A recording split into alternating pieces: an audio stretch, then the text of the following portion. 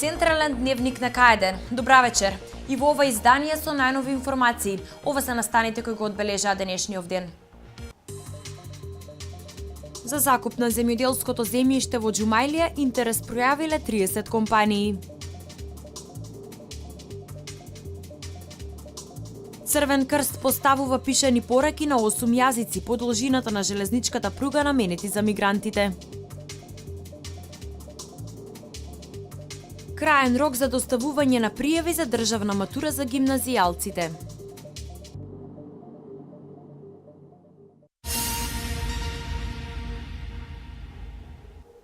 Дваесет сигнални знаци напишани на 8 јазика кои го изборуваат мигрантите кои што транзитираат низ Македонија ќе бидат поставени до крајот на неделата на пругата Гевгелија-Скопје.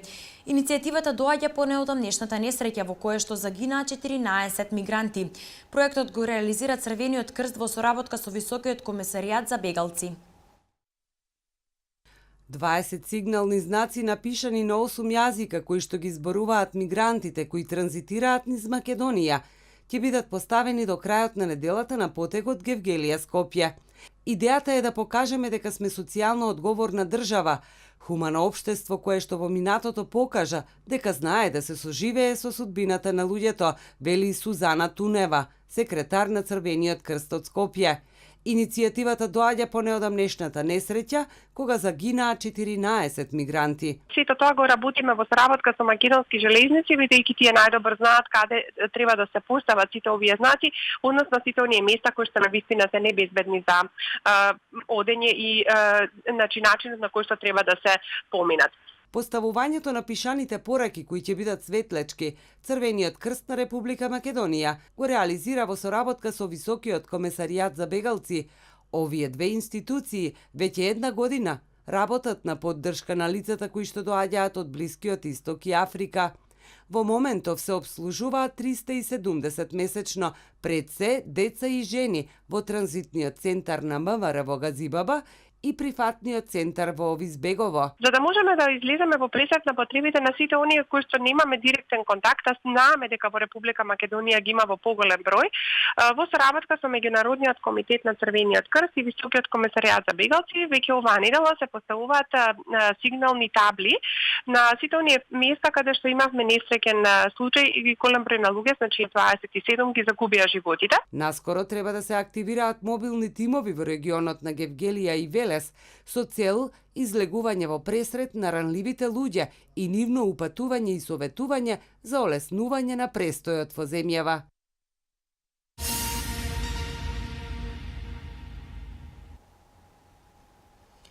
Околу 30 компании се заинтересирани за закуп на земјоделското земјиште во Џумајлија. По изборот на недобрата ќе биде распишан и огласот за издавање под закуп на ова земјиште. Инаку Министерството за земјоделство во март годинава го објави повикот за интерес за закуп на земјиштето во Џумајлија. Околу 30 фирми се пријавиле на огласот за пројавување интерес за закуп на земјоделското земјиште во Џумајлија, соопшти денеска ресорниот министер Михаил Цветков, одговарајќи на новинарското прашање пред почетокот на седницата по повод 5 години од формирањето на Сдруженијето Вина од Македонија. По изборот на најдобрата компанија ќе биде распишан и оглас за издавање под закуп на ова земјиште. Сакам да информирам сега дека на овој оглас за интерес се пријавија некаде околу 30 фирми. Ние овие податоци ги обработуваме и секако она што ќе биде најдобро, она што е понудено најдобро за Република Македонија, така и ќе биде во најскоро време објавен и огласот за издавање под закуп на ова земјоделско земјиште. Министерството за земјоделство во март годинава го објави повикот за интерес за закуп за земјиштето во Џумајлија, кое му припаѓаше на индискиот бизнисмен Субрата Рој, а рокот за поднесување бизнис планови беше до 22 април. На лицитација беа 4 географски целини со вкупна површина од 4435 хектари, чија почетна цена се движеше од 89.000 евра до околу 102.000 евра, зависно од нивниот квалитет, локацијата и големината. Лани Македонија еднострано го раскина договорот со компанијата на Субрата Рој, бидејќи компанијата не ги испочитува условите од договорот. Министерството за земјоделство ја активираше банкарската гаранција од 3 милиони евра.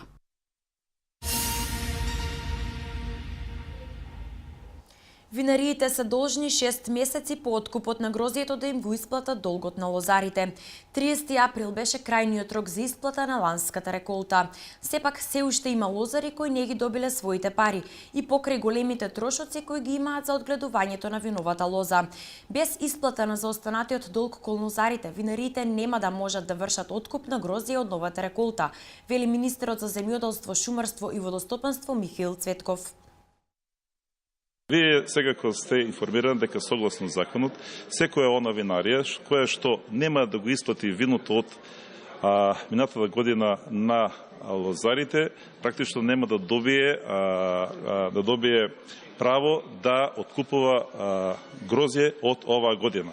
Така да мислам дека минатата година ги направивме сите напори, имаше едне поголеми средства неисплатени, повеќето винари ги исплатија овие средства, се надевам дека имајќи во предвид дека добро оди виното, ако земеме во предвид дека минатата година за прв пат исполнета квотата на флаширано вино од 91.000 хектолитри, како што рекој, што за прв пат е направено, така да очекуваме дека и оваа година, имајќи во предвид дека за 4 месеци 35% од квотата е веќе исполнета, се надеваме дека и оваа година ќе исполниме, така да сум оптимист дека винарите ќе имат пари и ќе ги исплатат лозарите.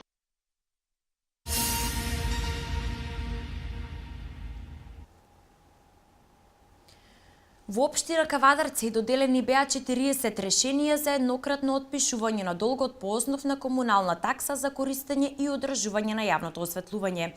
Решенијата на граѓаните им ги додели градоначалникот, кој најави дека нови одлуки за отпис на заостанат долг се пристигнати во општината, а за нив ќе се расправа на следната седница. Врз основа на одлуката од Комисијата за постапување по барањата за еднократно отпишување на долговите на граѓаните при Министерството за труд и социјална политика, како и со одлука на Советот на општина Кавадарци, решенија им беа доделени на 40 кавадарчани од категоријата на корисници на социјална помош или постојана парична помош од ранливи категории граѓани. Согласно поднесените барања од граѓаните, а врз основа на податоците од Центарот за социјални работи на Кавадарци, но и врз основа на Законот за еднократно отпишување на долговите на граѓаните, беше доставено барање до Еверна Македонија за доставување на податоци поврзани со долгот на корисниците. Врз основа на тие податоци, во оваа прва фаза беше извршен и отписот на долгот по основ на комунална такса за користење и одржување на јавното осветлување. Градоначалникот Панов, кој што им ги врачи решенијата на граѓаните, информираше дека во општината се пристигнати уште 40 на нови одлуки за отпис на заостанат долг, за кои Советот на општината ќе расправа на наредната седница. Ова не е трајно решение, рече Панов, но сепак е потек кој заслужува почит.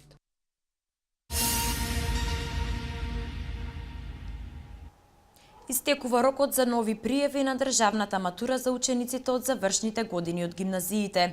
Матурантите од Велешката гимназија ги следат измените и веќе пријавуваат предмети кои ќе ги полагаат идниот месец. Испитите ќе се одвиваат од 11 до 19 јуни. Денеска истекува рокот за поднесување на пријави за државна матура за учениците од завршните години во гимназиското образование. Новата пријава се доставува преку веб страната matura.gov.mk. Од Велешката гимназија Кочо Рацин велат дека поголем дел од матурантите се одлучиле за полагање на државната матура. Во нашата гимназија матура матуранти завршуваат 213 ученици, значи четврта година. Од 213 ученици за државна матура се определија 181 ученик, додека 30 на ученика се определија за училишна матура. Заклучно со декември веќе пријавија по прв пат согласно со законот. Според новите измени беа направени нови пријави и учениците по втор пат се пријавија во согласно со подрачјето што го имаа избрано. Матурантите пак велат дека и покрај новите измени повеќето веќе знаат што ќе полагаат и се подготвуваат за испитите. Со новите измени беа додадени неколку предмети плюс што може да се полагаат.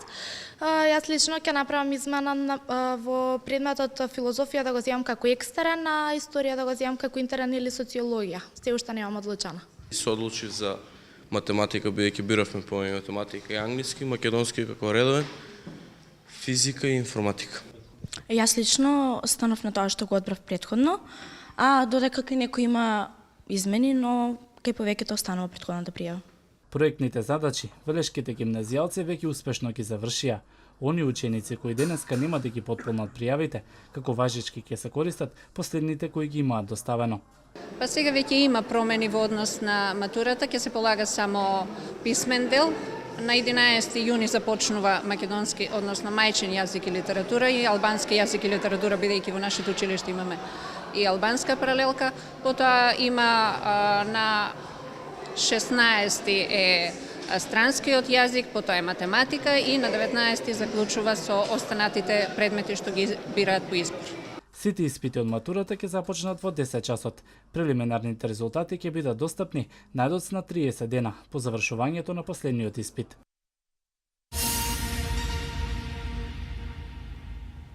Ученици од различна етничка и верска припадност 4 дена ќе се дружат во планинарскиот дом Чеплес. Преку заеднички активности од истражувачки, културен и спортски карактер, децата ќе испратат глобална порака за надминување на предрасудите, соживот и толеранција помеѓу различните етнички заедници. 16 ученици од основните училишта од општина Чашка и Јаболчиште 4 дена ќе се дружат и ќе го истражуваат растителниот свет на планината Јакупица. Активностите се дел од проектот за меѓуетничка интеграција во образованието, со поддршка од УСАИД и во соработка со Министерството за образование. Заедничката соработка треба да биде пример за сите заедници, за надминување на предрасудите и стереотипите меѓу луѓето од различна етничка и верска припадност. Целта на овој проект е да се поттикне дружењето меѓу учениците од различна културна и јазична припадност, да поттикнеме меѓусебно разбирање и толеранција, да се запознаат со културата различна од својата и да имаат меѓусебна соработка и разбирање. Учениците ќе бидат сместени во планинарскиот дом Чеплес во балансирани мешани групи по културна, јазична и полова припадност. Се надеваме дека овие 4 дена учениците ќе се стегнат со нови пријателства, со нови сознанија, размена на културата измеѓу сите етникуми и дека сето ова дружење ќе трае за цел живот. Децата ќе се забавуваат, истражуваат и дружат преку активности од литературен, спортски и ликовен карактер. Повеќе да се зближат и различните училишта ќе има различни проекти како планинарење, пешачење во планината. Ќе имаме различни активности и од албанска настава. Ќе одиме на Чеплес, заедно со учениците од училиштето Тодор Јанев, ќе имаме повеќе работни активности, ќе се дружиме, ќе слушаме музика и ќе спортуваме. Преку собирање на билки, учениците ќе изработуваат хербариуми, производи од шумски плодови, литературни и ликовни творби. Завршните изработки ќе бидат изложени и продавани на заеднички штанд. Собраните пари ќе бидат искористени за помагање на учениците од двете училишта.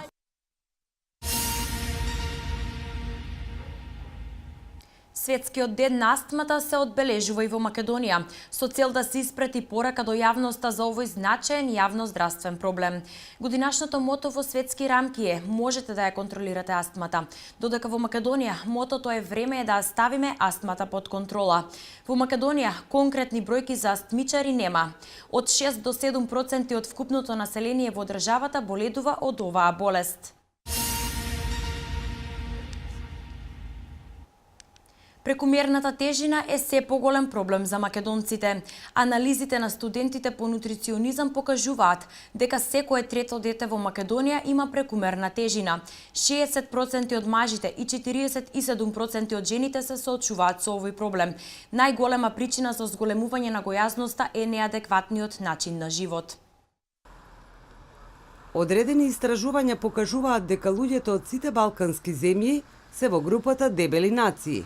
И покрај тоа што во земјава не се водат статистики за процентот на лица со прекумерна тежина, студентите нутриционисти преку своите анализи покажуваат дека секое трето дете во Македонија има прекумерна тежина. Според нив, 60% од мажите и 47% од жените се соочуваат со овој проблем. Не се генетски предиспозиции. Баш во овој момент, ако се спуштите малку подале, ќе видите дека пред киосците за брза храна преполно млади дечки стојат. Сега големиот одмор на гимназија предпоставувам и тоа е одговор на прашањето во секој случај. Иако мислам дека одредена категорија луѓе исто така се повеќе се освестуваат и се повеќе луѓе внимаваат на тоа, ама генералната слика е пред нас на улицата. Ја мислам дека е повеќе хранењето. Комплексност на повеќе работи.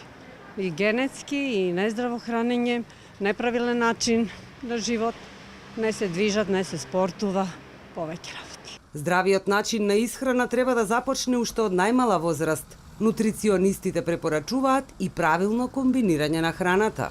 Значи, добро е да се знае дека овошјето не се зема, например, како во текот на јадењето или да се комбинира со друга храна. Добро е да се знае дека тоа заменува речиси оброк, значи овошјето е тоа што не држи сити. Затоа е добро да се јаде само, значи само како овошка или да се јаде 30 до 60 минути после ручекот. Другата битна работа што во врска со комбинирањето на намирниците е тоа што во текот на оброкот не сме да се внесува големо количество на вода, на чаеви или на други течности како овошни сокови и слично. Препораките се дека не треба да се комбинираат јагле-хидрати со скроп, додека брзата храна и грицки треба да се заменат со јаткасти плодови. Најголема причина за зголемување на гојазноста е неадекватниот начин на живот. Прекумерната тежина може да предизвика разни здравствени проблеми. Значи, гојазноста доведува до раст на нивото на мастите, у смисол на холестеролот, посебно на триглицеридите. Гојазноста доведува, значи, храна која што содржи повеќе сол до пораст на крвниот притисок. И гојазноста е таа која што на некој начин може да влијае, да речем, и на метаболизмот на целото тело. И како резултат на тоа, зголемениот крвен притисок, процесот на артериосклерозата, кој што е субстратот на сето ова, доведува до појава на васкуларни заболувања, зборам поопштено. Васкуларни тоа значи заболувања, таложење на масноти низ целиот организам. За намалување на прекумерната телесна тежина, лекарите препорачуваат да се избегнува нездравата храна и шеќер, конзумирање свежо овошје и зеленчук и физичка активност.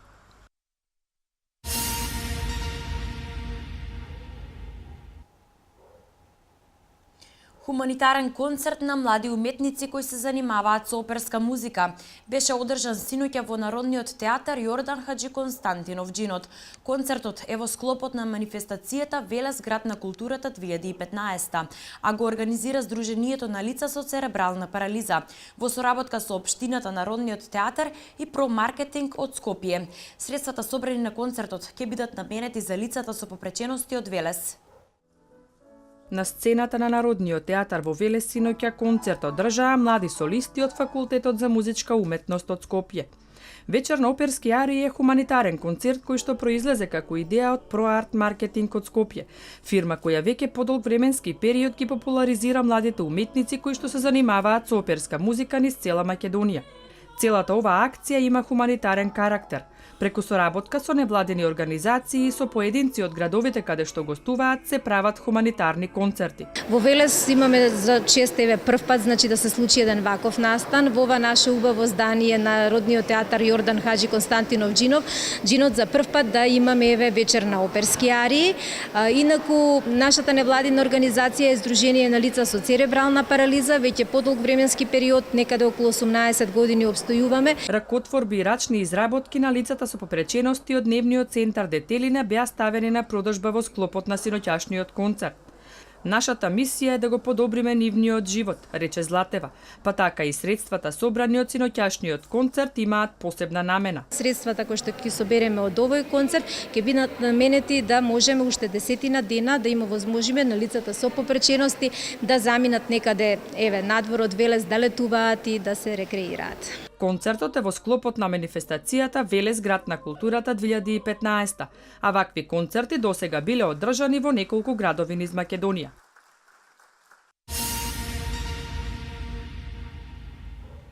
Првомајските празници во Велес поминаа во мирна атмосфера, без нарушување на јавниот ред и мир. Полицијата забележа максимално ниво на почитување на безбедносните и сообраќајните правила. Повеќе во прилогот на колешката Емилија Ничовска.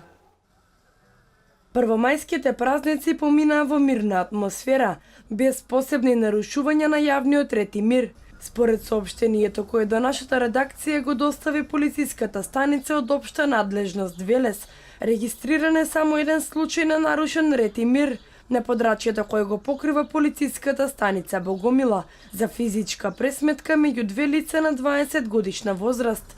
Оваа година сообраќајната и безбедносната култура на граѓаните била на високо ниво. Во сообраќајот на патиштата на територија на општина Велес нема регистрирано ниту една сообраќајна несреќа. Полициските служби изминатиот викенд вршеа засилена контрола на излетничките места, особено на патниот правец кон езеро Младост и кон река Бабуна.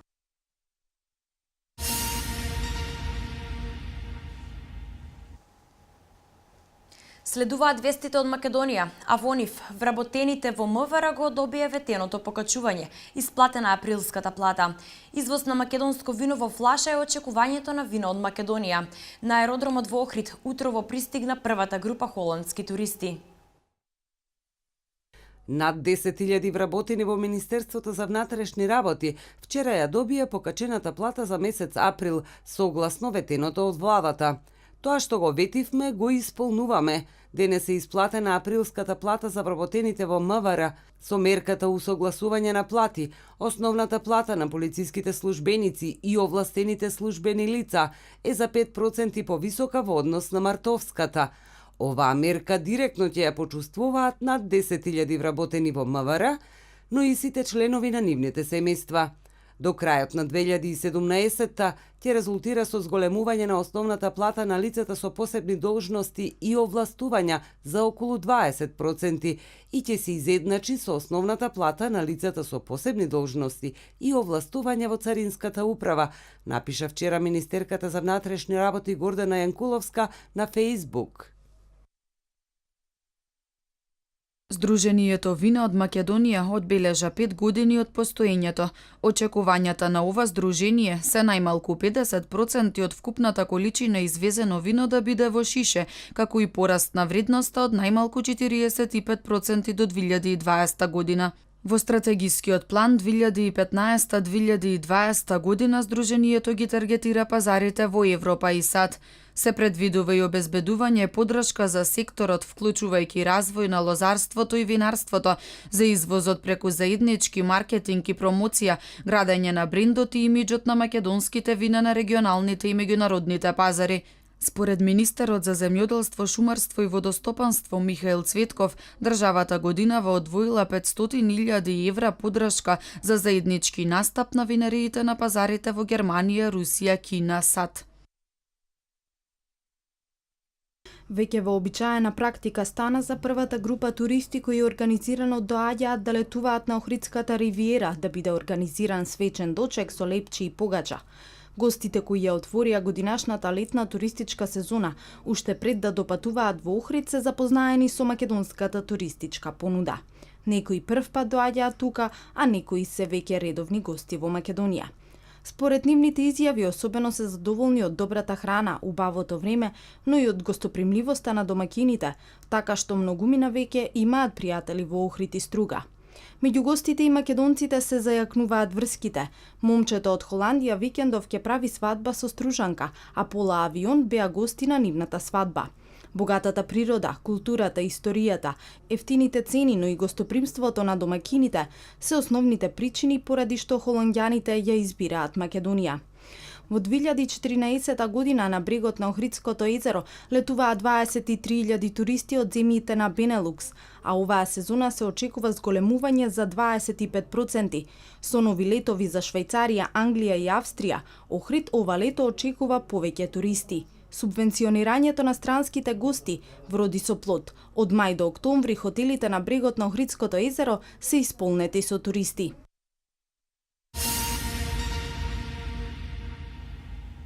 Одговорност за нападот во Тексас, ММФ со зголемен притисок во Грција. Прва проба за парадата во Москва. Вестите од светот ги подготви колегата Бојан Нанев.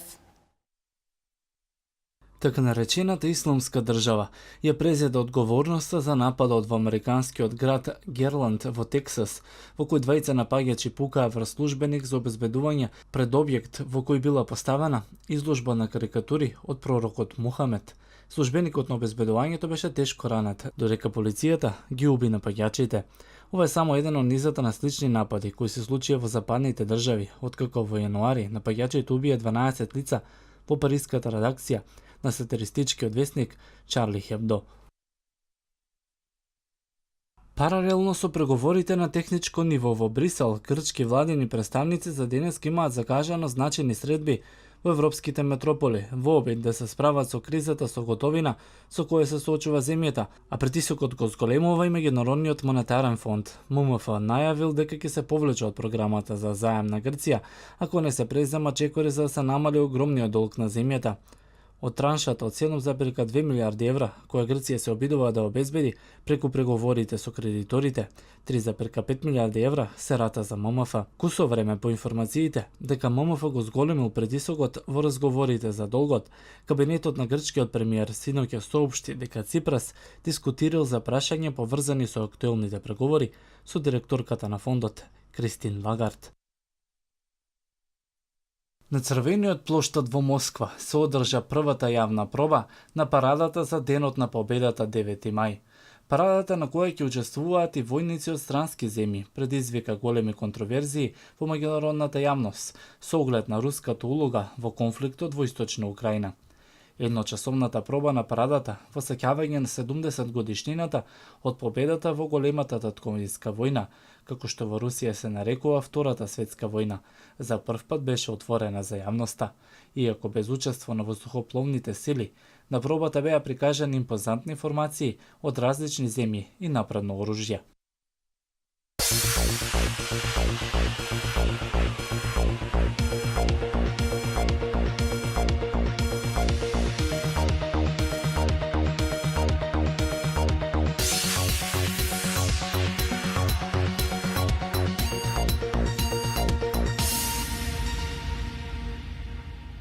Македонскиот репрезентативец Филип Миркуловски ја обнови старата повреда на зглобот на мечот против Франција.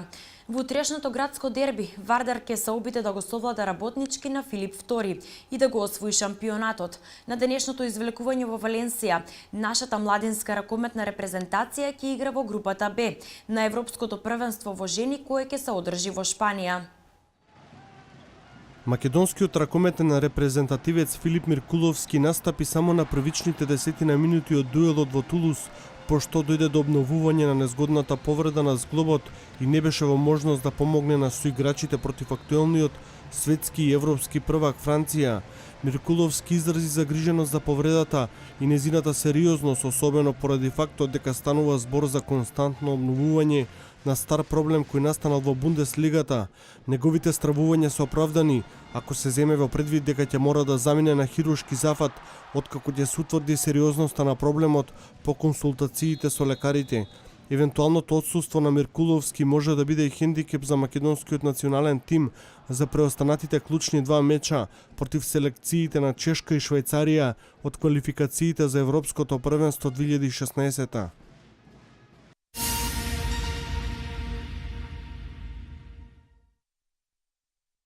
Големото градско дерби од македонскиот фудбалски шампионат помеѓу екипите на Вардар и Работнички од 29-тото коло ќе се одигра утре на Филип II арената со почеток во 18 часот. Фудбалската федерација одлучи овој надпревар поради неговата спектакуларност да се одигра покасно од останатите надпревари. Црвено-црните со евентуална победа против актуелниот шампион ќе бидат прогласени за шампиони на Македонија. Доколку романтичарите издвојат победа на гости, би го направиле финишот од надпреварувачката сезона многу поинтересен. На последниот надпревар на кој играа овие два тима, Вардарци беа подобри со два постигнати гола. Вардар е прв на табелата со 64 поени, а Работнички втор со 58.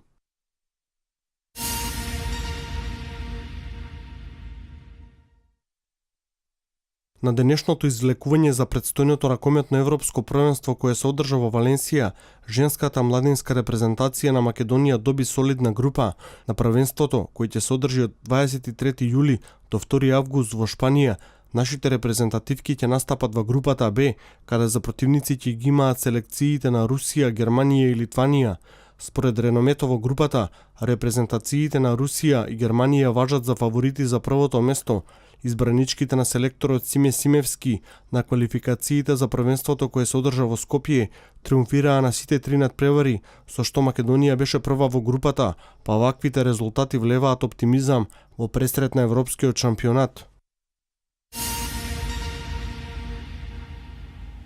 Во првиот полуфинален надпревар од Лигата на шампионите, Јувентус во Торино го пречекува Реал Мадрид. Во плейоф надпреварите, екипите на Чикаго Булс и Лос Анџелес Клиперс победија над Кливленд и Хјустон. Стефан Кари и официјално се здоби со признанието најкорисен играч во НБА лигата. Вечерва во Торино со почеток во 20 часот и 45 минути ќе се одигра првиот полуфинален надпревар во фудбалската лига на шампиони. Актуелниот освојувач на европскиот континент Реал Мадрид му гостува на Јувентус кој по 12 години обезбеди пласман во полуфиналето, а последната титула во ова надпреварување ја има освоено во 96-та година, за потоа да врзе 3 порази во финалните мечеви, вклучувајќи еден од кралскиот клуб во 98-та година. Од 2003 година старата дама се реваншира кога во полуфиналето ги елиминира мадридјаните, а подоцна изгуби во финалето од Милан. Вториот полуфинален меч ќе се одигра веќе утре, каде Барселона на домашен терен го пречекува Бајерн Минхен.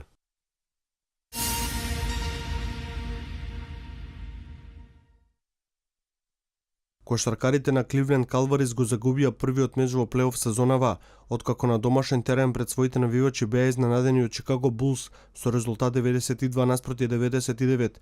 Биковите се покажаа одлични во нападот против Леброн Джеймс, а за нив најмногу се истакна Дерек Роуз и Пау Гасол. Во вториот надпревар почетно водство обезбедија и Лос Анџелес Клиперс, кои му нанесоа убедлив пораз на Хјустон со 101-117, а гостите настапија импресивно, особено во второто полувреме. Вечер на програмата се надпреварот од истокот, помеѓу Атланта и Вашингтон, како и на западот помеѓу Голден Стейт и Мемфис.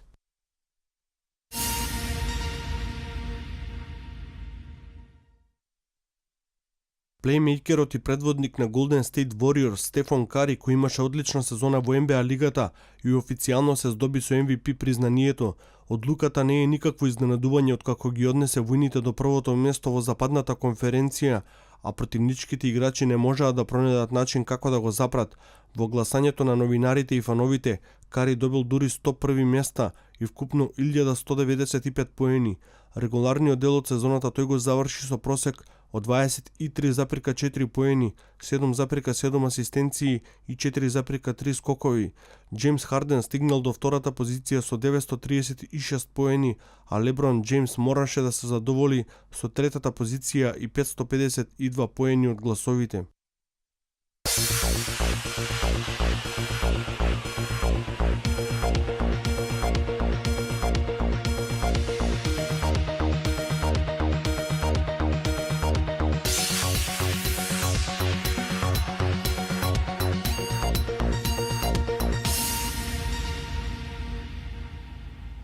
Денеска имавме сончево и топло време, со максимални температури и до 33 степени, што е невообичаено за овој период од годината.